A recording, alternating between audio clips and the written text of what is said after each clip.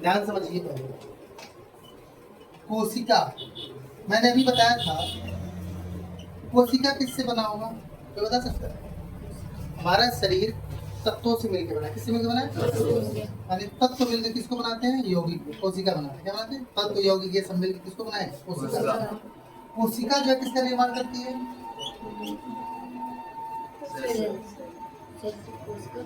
ये इसकी इंग्लिश है जी।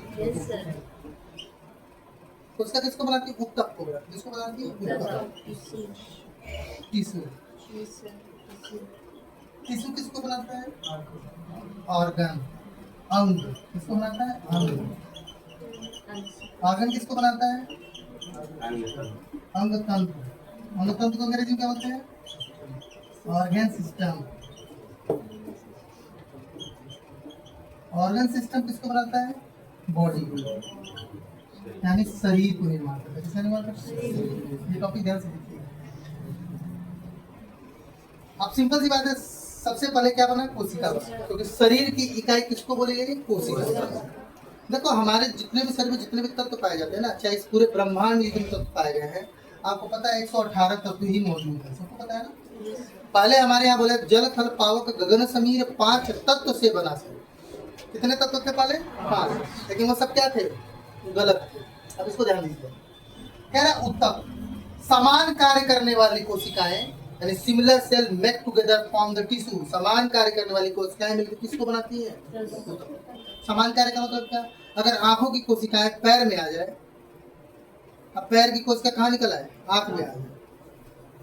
पैर की कोशिका किस में आ जाए? आंख में। तो सांप देखेगा कौन पहले? पैर। और निकल के भागेगा कौन? आप तो वहीं रह गए।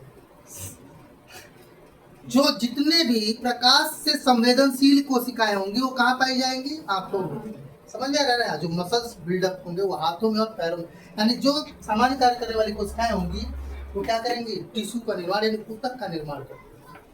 अब फिर ऊतक किसका निर्माण करता है? अंग। शरीर में अंग होते हैं ना, आप लिखते हैं ना पार्ट ऑफ द बॉडी, शरीर के अंग, नाक कान मुंह सभी जो भी शरीर के अंग है सब आते हैं ना ऑर्गन में। अब सारे ऑर्गन मिलकर क्या बनाते हैं? Organ system. सवाल हमारा यही आके टिकता है जी। अंग तंत्र, ऑर्गन सिस्टम। सबसे बड़ा अंग तो आपको पता है कौन सा शरीर का? लीवर को ही बोला गया। किसको बोला गया? लीवर। कितने किलो का होता है? 2.5 किलो का। जब भी हम बायोलॉजी में कोई चीज स्टडी करते हैं तो आदमी कितने फीट का होना चाहिए? 6 फीट का। कितने फीट का होना चाहिए? उसका वजन कितना होना चाहिए? 70 किलो। कितना होना चाहिए? 70 केजी का आदमी होना चाहिए। हाँ, और उसका हाइट कितनी होनी चाहिए? 6 फीट होनी चाहिए और नॉर्मल होना चाहिए। समझ में आ रहा है? इसके बॉडी की हम बात करेंगे। नहीं, बच्चा पैदा हुआ उसका लीवर थोड़ी 2.5 किलो का होगा, उसका बॉडी पूरा 2.5 किलो का है ना? उसका लीवर 2.5 किलो का नहीं होगा। वो 70 किलो आदमी की बात हो रही है। ठीक है, अंग तंत्र की बात कर ले हम थोड़ा सा। अंग तंत्र में आप अगर पढ़ेंगे ना तो बहुत सारे अंग तंत्र आपको देखने को मिलेंगे। ठीक है ना?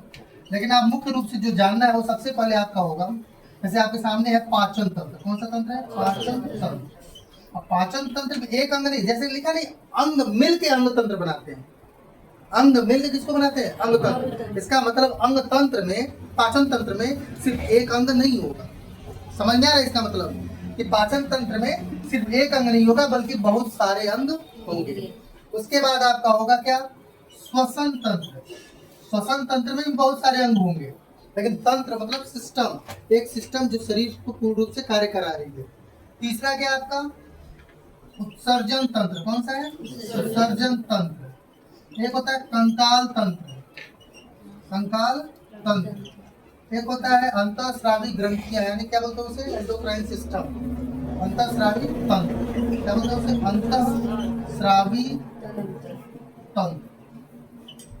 जिसे हार्मोन सिक्रीट होता है, सुना है ना? हार्मोन्स, किसी का हार्मोन्स पहले आया, किसी का बाद में, किसी का दाढ़ी मूंछ पहले आया, किसी का दाढ़ी मूंछ नहीं आया, लेट आया। कुछ लड़कियां ऐसी जिनके दाढ़ी मूंछ आ जाते हैं, पता है, मूंछ हल्की हल्की आ जाती है, तो हार्मोन्स का इशू है। तो पाचन, श्वसन, उत्सर्जन, कंकाल, अंतःस्रावी और क्या होगा? जनन तंत्र। क्या होगा आपका? जनन तंत्र, पाचन, श्वसन, उत्सर्जन, कंकाल तंत्र, अंतःस्रावी तंत्र, पाचन। उसके बाद आएगा आपका पर ब्लड सर्कुलेटरी सिस्टम, यानी परिसंचरण तंत्र। परिसंचरण तंत्र। उसके बाद आएगा आपका एक न्यूरॉन सिस्टम होता है, जिसे क्या बोलते हैं हम लोग? क्या बोलते हैं? तंत्रिका तंत्र। क्या बोलते हैं उसे? तंत्रिका तंत्र। ये भी आपके सिलेबस में, ये भी आपके सिलेबस में, ये भी आपके सिलेबस में। उत्सर्जन तंत्र है, श्वसन है, पाचन है, सब सिलेबस में है। 2 2 4 2 6 2 8 आपके सामने। एक और आपका पता है, अध्यावरणीय तंत्र, याद है ना? अध्यावरणीय तंत्र, यानी ये जो शरीर के ऊपर है पूरा कवर, सबसे बड़ा तंत्र है ये। कौन सा? अध्यावरणीय तंत्र। देख रहे हैं ना आपके सामने, सब पड़ा हुआ है। और भी होंगे, लेकिन फिलहाल हम यहीं से क्लोज करते हैं, ठीक है ना? हमको, क्योंकि हमको स्टार्ट किसको करना है आज? पाचन तंत्र। इसमें आपको एक पॉइंट तो क्लियर हो गया कि कोशिका मिलकर ऊतक बने। ऊतक किसको बनाए? अंग। और अब जाहिर है कि अंग, बहुत सारे अंग मिलकर अंग तंत्र को बनाए हैं। ये सब है कि बहुत सारे तत्व मिलकर क्या बनाए? कोशिका। बहुत सारे सिमिलर कोशिकाएं मिलकर किसको बनाएंगे? ऊतक, टिश्यू को। बहुत सारे टिश्यूज मिलकर किसको बनाए? अंग को। बहुत सारे अंग मिलकर किसको बनाए? अंग तंत्र। समझ रहे ना? और हमारे शरीर में अंग तंत्र देख ही रहो कितने हैं आपके सामने। अभी 1 2 3 4 5 6 7 8 9 को लिख दिया है, ठीक है ना? अभी आप जाओ तो मस्कुलर सिस्टम आ जाता है, बहुत सारे आ जाते हैं पॉइंट्स में, वो बनाते चले जाए तो बनता चला जाता है। फिलहाल हमारे सामने इंपॉर्टेंट लाइन यही है। एक आध अगर छूटा होगा तो देख लिया जाएगा फिर, है ना? शुरू किया जाए इसे। हम किसकी बात करेंगे? हम पाचन तंत्र की। आपको अगर इसको नोट करना है तो नोट कर लो। तो अभी हम लोग जो पढ़ने जा रहे हैं वो ह्यूमन डाइजेस्टिव सिस्टम पढ़ने जा रहे हैं, यानी मानव, मनुष्य में पोषण, मनुष्य में पाचन तंत्र। मनुष्य ही है जी।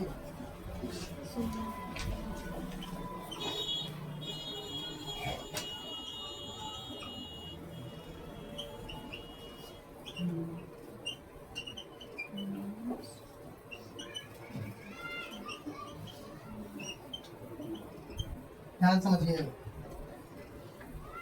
सबसे पहले बात आती है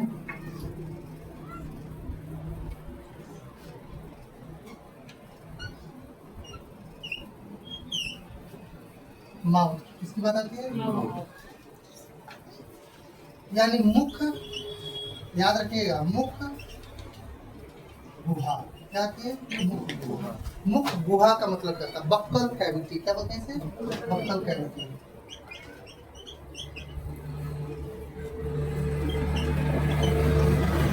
बक्कल कैविटी ये पूरा पोर्शन होता है जिसमें दांत है, जीभ है। समझ में आ रहा है? जिसमें दांत है, जीभ है, और 3 टाइप्स के सलेवरी ग्लैंड है। 3 टाइप्स के क्या है? सलेवरी ग्लैंड मतलब जो सलाइवा बनाते हैं। जैसे मुंह में देख के भोजन देख के पानी आता है ना मुंह में, वही सलाइवा। तो सलाइवा बनाने वाले कितने होते हैं? 3 होते हैं। 2 कान के नीचे होते हैं, इसको अधोहनु, अधोजीवा जीभ के नीचे होता है, और एक पैरोटिड होता है। जीभ और एक जीभ के अंदर साइड में होता है, जीभ के अंदर साइड में, जीभ के इधर, और 2 कान के नीचे। फिलहाल बात करते हैं यहाँ पे। इसको हम बोलते हैं मुख गुहा। क्या बोलते हैं? मुख गुहा। गुहा का मतलब क्या होता है? गुफा, अंदर खाली जगह, इसीलिए उसको क्या बोलते हैं? कैविटी। कैविटी सुना? दांतों में कैविटी होगी, बोलते हैं ना। कैविटी मतलब क्या होता है? जगह होगी। तो मुख गुहा का मतलब मुख में जो जगह है, समझ में आ रहा है ना? उसको हम क्या बोलते हैं? मुख गुहा बोलते हैं। क्या बोलते हैं? मुख गुहा की बात करें तो इसमें आपके अंदर इसके क्या होते हैं? दांत होता है। क्या होता है? दांत होता है, ठीक? और क्या होता है आपका? जीभ होता है, टंग, और क्या होता है? स्लेवरी ग्लैंड, ठीक है ना? कितने ग्लैंड होते हैं? 3 होते हैं, उसको भी लिखवा रहा हूँ। और जिसे क्या बोलते हैं? लार ग्रंथियां। क्या बोलते हैं? लार ग्रंथियां। पॉइंट क्लियर हो गया? 3 चीजें हमारी यहाँ होती हैं। और यहाँ पे अगर ठीक से देखा जाए तो 2 प्रोसेस होता है। एक तो होता है यांत्रिकी। क्या होता है? यांत्रिकी का मतलब क्या होता है? और एक होता है रासायनिक। 2 क्रियाएं यहाँ होती है। यांत्रिकी का मतलब क्या है? विद्युत ऊर्जा किस ऊर्जा में बदल रही है? यांत्रिकी ऊर्जा। पंखा चल रहा है ना, तो कौन सी ऊर्जा है वो? काटना, पीटना, कूटना, करना, ये सब किसमें आएंगे? यांत्रिकी में आएंगे। समझ आ रहा है? भोजन आपने काटा, कूचा, पीसा, उसमें सलाइवा में मिलाया, लार के अंदर मिलाया ना भोजन को, तो ये सारा कौन सी क्रिया कहलाएगी? यांत्रिकी। समझिएगा, इसको क्या बोलेंगे हम? यांत्रिकी। उसके बाद फिर क्या होगा? सलाइवा जब मिल गया तो वह वहां पे मंड का पाचन करना स्टार्ट कर दिया। समझ आ रहा है? किसका? माल्ट का। अब वो कौन किया? टाइलिन। कौन किया? टाइलिन। सवाल है कि टाइलिन कहाँ पाया जाता है, पता है सबको? लार में पाया जाता है। किसमें पाया जाता है? लार में क्या पाया जाता है? टाइलिन पाया जाता है। इसको नोट करिए, इंपॉर्टेंट लाइन है। फिर लार यानी सलाइवा में क्या पाया जाता है? आपका टाइलिन नामक एंजाइम पाया जाता है। ये क्या है? एंजाइम। भोजन हमारा पाचन कहाँ से शुरू हो जाता है? बक्कल कैविटी से। कहाँ शुरू हो जाता है? बक्कल कैविटी से। कहीं पूछते ना भोजन पाचन डाइजेशन कहाँ से शुरू होता है, तो बक्कल कैविटी से शुरू हो जाता है। बक्कल कैविटी मतलब मुख गुहा से शुरू होता है, ठीक है ना। डाइजेशन का, डाइजेशन का मतलब क्या होता है, कोई बताएगा? डाइजेशन से मतलब है कि यांत्रिकी और रासायनिक विधि द्वारा जो भोजन हमने ग्रहण किया है उस भोजन को विलेय पदार्थों में बदल दिया जाए, छोटे छोटे, और उसको बॉडी द्वारा एब्जॉर्ब करने लायक बना दिया जाए। इसी को हम लोग क्या बोलते हैं? पाचन। पाचन समझ में आ रहा है? पाचन और कोई काम नहीं। पाचन का मतलब है भोजन आपने किया, मुख गुहा से लेकर छोटी आंत बड़ी आंत तक सिर्फ एक ही काम किया है, उसको छोटे छोटे अणुओं में तोड़ा और उसको विलेय पदार्थ के रूप में बना दिया ताकि उसका क्या हो सके? अवशोषण हो सके। यहाँ तक का पूरा प्रोसेस क्या कहलाता है? आपका पाचन कहलाता है। पोषण नहीं, पाचन। समझ रहे? पोषण कब हो जाएगा? जब वो एब्जॉर्ब हो जाए, वो शरीर में जाके काम करने लगे, तब हम उसे क्या बोलेंगे? पोषण बोलेंगे। फिलहाल ध्यान दीजिएगा। शुरू हो गई मुख गुहा। मुख गुहा में दांत है, जीभ और लार ग्रंथियां हैं। क्या है ना? लार ग्रंथियां मैंने बताई 3 होती। कितनी होती हैं? 3। अभी मैं उसे लिख दूंगा बोर्ड पे और उसे याद करना, चार्ट बना दूंगा मैं भी। फिलहाल बात करते हैं जो टाइलिन होगा वो किसका पाचन करता है? मंड का। किसका पाचन करता है? मंड का। मंड किसको बोलते हैं जी? स्टार्च को बोलते हैं। याद है ना? याद है जब कुछ लोग कहते हैं कि जब भोजन आप करते हो तो पहले बहुत देर तक मुंह में चबाओ तो मीठा लगने लगता है बाद में। तो मीठा इसीलिए लगता है कि पहले स्टार्च होता है, मंड होता है। मंड का दूसरा नाम क्या है? स्टार्च। तो ये जो है पहले ये पॉलीसेकेराइड्स है, लेकिन जब आप सलाइवा में मिलता है तो वहाँ डाइजेशन होने की वजह से वो किस में चला जाता है? मोनोसेकेराइड्स में। किसमें आ जाता है? ग्लूकोज फ्रक्टोज में आ जाता है। तो जब उसमें आ जाएगा तो उसका स्वाद कैसा हो जाएगा? हल्का मीठा हो जाएगा, इसलिए हमको मीठा लगने लगता है। उसके बाद जीभ क्या करता है? उसे अंदर ढकेलता है। किसमें भेजता है? ओसोफेगस, यानी इसे क्या बोलते हैं हम लोग? नहीं, हाँ, रसिका।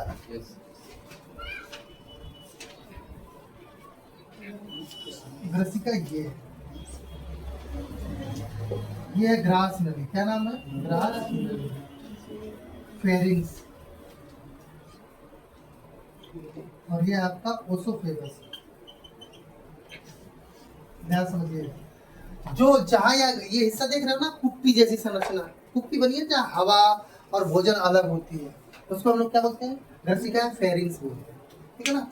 जहाँ घाटी लटकी होती है, देखा होगा ना घाटी। वो घाटी क्यों लटकी है पता है? ताकि जो हम भोजन करें तो नाक में ना पहुंचे, वो कहाँ पहुंच जाए? नीचे पहुंचे। समझ रहा है? इसलिए वो लगा है। समझ रहा है? तो पानी कभी कभी पीते सुरसुरी कब चढ़ जाती है? जब हवा एक साथ निकल जाता है तो नाक के रास्ते वो चढ़ जाता है, क्योंकि वो अंदर से आता है। आप इधर से पियोगे तो नहीं चढ़ेगा। अगर पीते समय आपका सांस फंसा या छींक आ गई तो वो चढ़ जाएगा। समझ रहे हैं? तो वो घंटी उसी का काम करती है। इसे आप लोग क्या बोलते हैं? ये बोलते हैं उसे कौआ। हाँ, कौआ। लेकिन हमारे यहाँ कौआ नहीं बोलते, किताब में भी कौआ नहीं बोलते उसे। पता चला असली कौआ समझ लो। नहीं है, वो कौन कौआ हो जाएगा? कौआ बिरयानी खाओ खाओ। चलिए ध्यान दीजिए। सबसे बाद ग्रास नली आ जाएगी। इसके बाद जो नली होती है, इसमें ये नली मैंने शायद पिछली क्लास में आपको बताया था नली के बारे में कि ये ऐच्छिक अनैच्छिक दोनों पेशियां इसमें बताया था क्या? अगर हम उल्टी करना चाहे तो उल्टी कर सकते हैं। ये कुछ नहीं बताया था। चलिए ठीक है। भोजन आपने अंदर ढकेल दिया, ठीक है ना। अगर आप चाहे तो मुंह में थूक सकते हैं ना, अगर आप चाहे थूक के बाहर निकाल देंगे। लेकिन जब ग्रास नली में चली जाएगी तब लोग उंगली अंदर करके कहते उल्टी कर लेंगे, कहते नहीं। तो यहाँ तक हमारी ऐच्छिक पेशियां होती हैं, तो हमारी इच्छा के अनुसार कार्य करती हैं। समझ? 3 प्रकार की पेशियां होती हैं, ऐच्छिक, अनैच्छिक और हृदय पेशी। वॉलेंट्री, इनवॉलेंट्री एंड कार्डियल मसल्स, या स्ट्रिपेड, अनस्ट्रिपेड एंड कार्डियल मसल्स। ये हाथ हम हिला रहे हैं तो ये हमारी इच्छा से हिल रहा है ना, है ना। हम बोल रहे हैं किसकी वजह से बोल रहे हैं? अपनी इच्छा से बोल रहे हैं। हमारा पेट गुड़गुड़ गुड़गुड़ कर रहा है, हमारे वजह से कर रहा है, अपनी इच्छा से कर रहा है ना वो। हम चाहे रुक जाओ, मत बोलो, अभी बाद में बोलना, रुक जाएगा? अगर हमारा धड़कन धड़क रहा है, मुझे कभी रुक जाओ अभी बाद में धड़कना नहीं ना, क्योंकि वो कौन सी पेशियां है? अनैच्छिक है। हमारी इच्छा के अनुसार वो नहीं चले। जो हमारी इच्छा के अनुसार चले वो कौन सी पेशियां है? आपको छींक आ रही है, आप रोक लोगे? रोक के दिखा दो। नहीं रुके, क्योंकि वो कौन सी इच्छा है? अनैच्छिक है। अगर ऐच्छिक होगी तो क्या हो जाती है? रुक जाती है। आप खाना नहीं चाहोगे मत खाओ, आप दांत नहीं चलाना चाहते मत चलाओ, क्योंकि वो कौन सी पेशियां है? ऐच्छिक पेशियां। समझ में आ रहा है? तो ये जो ओसोफेगस ग्रास नली होती है, ये ऐच्छिक और अनैच्छिक दोनों थोड़ा सा इसे वो करना पड़ता है, स्टिमुलेट करना पड़ता है। तो अगर ले आके घाटी वोटी पे रखो तो उल्टी करा देते हैं लोग। जैसे कुछ खराब चीजें चली गई पेट में तो उल्टी करा के बाहर निकाल देते हैं। कभी कभी जहर चला जाता है गलती से जाता है जी, जानबूझ के। कभी कभी गलतियों से भी जाता है, कभी कभी जानबूझ के। यहाँ पे एक वाल्व होता है जो भोजन को तो जाने देता है लेकिन वापस आने नहीं देता। वाल्व समझते हैं आप लोग? जब हवा भरते हैं हम लोग गुब्बारे में, गुब्बारे छोड़िए, टायर में या फिर फुटबॉल में, तो हवा जाने का तो रास्ता है, वापस नहीं आता है। क्यों पता है? क्योंकि इस रास्ते एयर तो चला जाएगा लेकिन जब वापस आएगा तो ये क्या कर लेगा? टाइट कर लेगा। समझ में आ रहा है? इस रास्ते आउट मतलब इन होगा लेकिन आउट नहीं होने देगा। नहीं समझे आप? ऐसे होता है वॉल्व, इधर से तो खुल जाएगा लेकिन इधर से खुलेगा? ये वॉल्व है हमारे शरीर में। यहाँ वॉल्व होता है। कभी उल्टी की है आप लोग तो यहाँ दर्द होता है ना? ये वही वॉल्व है जिसकी वजह से हमको क्या होता है? दर्द होता है। क्योंकि ये पलटेगा ना उस समय, यहाँ का भोजन खींच रहे हो आप, तो यहाँ पे दर्द होगा कि नहीं होगा? इसलिए जब भी उल्टी हो तो बैठ के करना चाहिए और झुक के करना चाहिए। पता है क्यों? कभी कभी वो खींच जाता है। एक वाल्व यहाँ हो, दो वाल्व। यहाँ से तो हम भोजन खींच सकते हैं लेकिन जब इस वाल्व को क्रॉस कर गया तब ये वापस नहीं है। जो लोग जहर पीते हैं उनको उल्टी कराएगा। जब तक वो यहाँ तक है, समझ में आ रहा है, तब तक वो जिंदा है, बचा सकते हैं। लेकिन अगर इसके आगे बढ़ गया तब हम उनसे बचा नहीं सकते। समझ में आ रहा है ना? यानी यहाँ तक हम उसे बचा सकते हैं, तो इसके आगे नहीं, क्योंकि यहाँ से सब अनैच्छिक स्टार्ट हो जाती है यहीं से, ये अमाशय भी, ठीक है ना? इसके आगे जब आप बढ़ेंगे तो ये छोटी आंत यहीं से शुरू होगी। यहाँ से कौन शुरू हो गया? छोटी आंत। और आपको पता है यहाँ छोटी आंत शुरू होगी। इतना पॉइंट ये 25 सेंटीमीटर लंबी होती है। कितने सेंटीमीटर होती है? कितने हाइट का लंबा आदमी हुआ?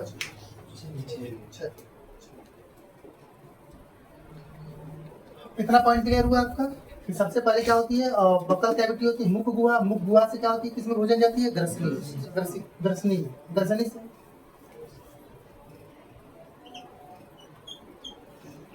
ग्रसनी से किसमें जाती है? ग्रास नली में। किसमें जाती है? ग्रास नली से कहाँ जाती है?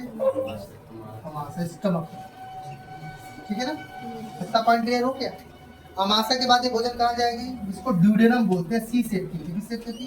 सी शेप की, ऐसे दिखता है ड्यूडेनम। ये ड्यूडेनम जो है छोटी आंत का ही भाग है, सबसे ऊपर का हिस्सा है। छोटी आंत का सबसे ऊपर का भाग। कभी कभी एग्जाम में पूछ देता है कि सी शेप का कौन है? तो सी शेप का कौन है? ड्यूडेनम। आपकी किताब में लिखा था ड्यूडेनम कि नहीं लिखा था? आपने जहाँ से फिगर बनाया ड्यूडेनम लिखा था। कौन कौन फिगर बनाया है? अच्छा, वहाँ कौन पढ़ेगा? बैक पढ़ेगी। ड्यूडेनम लिखा था जी? क्या लिखा? ड्यूडेनम नहीं लिखा है कहीं? कोई बात नहीं, बताया ना आपसे, वो छोटी आंत का ऊपरी हिस्सा है। आप लिखो या मत लिखो, लेकिन कभी कभी पूछ देता है। ये है ड्यूडेनम। अब यहाँ पे सवाल होता है कि यहाँ पे ये छोटी आंत जो है बहुत सारे राउंड लेने के बाद कहाँ एंटर लेती है? बड़ी आंत। अभी वहां नहीं जाते, अभी यहाँ तक पहले पॉइंट को क्लियर कर लेते, ठीक है ना? भोजन हमारा कहाँ गया? मुख गुहा। मुख गुहा से कहाँ गया?